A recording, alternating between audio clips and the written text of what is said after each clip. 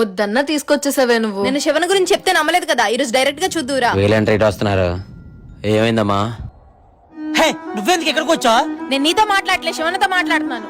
ఏమైందిరా? ఇన్ని రోజులు నాతో ప్రేమ అని తిరిగి ఇప్పుడు నన్ను పెళ్లి చేసుకోను అంటున్నాడు అన్న. హే నీకు చెప్తే అర్థం కావట్లేదు, తర్వాత మాట్లాడు. రేయ్, తను చెప్పేది నిజమా? చెప్పరా నిజమా? తనతో జీవితం అంతా కలిసి ఉండాలనే ఉద్దేశం లేనప్పుడు తనకి ప్రేమ అని పేరెందుకు పెట్టావరా?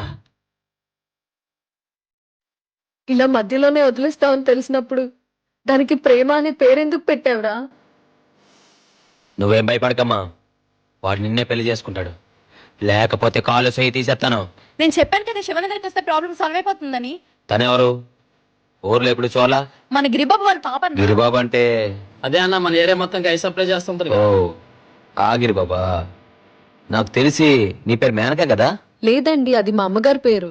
మరి నీ పేరేంటి? లల్లి. లల్లినా? సరే వెళ్ళండి. సరే అన్నా. ఏయ్, ఇంకోసారి ఈ ఊర్లో బట్టలు వేసుకుని కనబడ మాకు.